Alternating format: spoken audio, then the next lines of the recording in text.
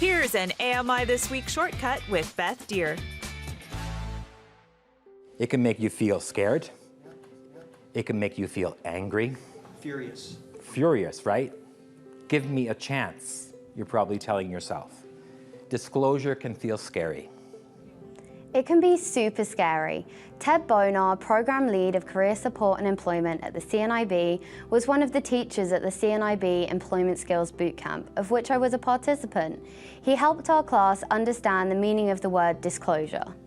So disclosure means that you're informing someone else of your disability, your limitation, or your sight loss. A lot of the feedback that we get from our participants is they don't know how to disclose their disability. Before taking this class, I didn't know how to disclose my disability. Ali Khalil, Career Support and Employment Coordinator at the CNIB, was also one of our teachers in the bootcamp. He gives us insight as to why it can be so hard.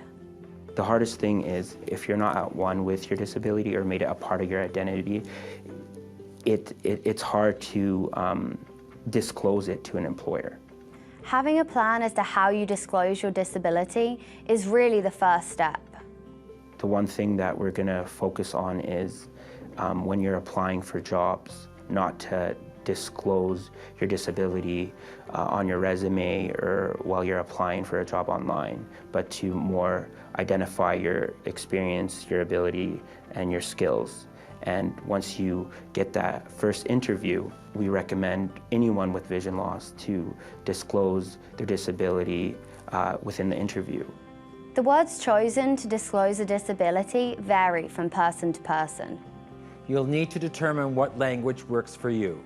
You may prefer to identify as a person with a disability who is blind or partially sighted, a person who is partially sighted or blind, or a person who has low vision. Don't give the employer a chance to see your disability as a limitation to the job. When the hiring manager asks if you have any questions, this is your opportunity to disclose your disability and offer a solution. You're kind of hoping that you want the employer to have the solution for you, but that's not always the case. So you want to make sure you have multiple alternatives. Once you come to disclose your disability, you also have an alternative or a solution to cater to your disability. And then practice and prepare a script that you can use every time. Hi, my name is Ted.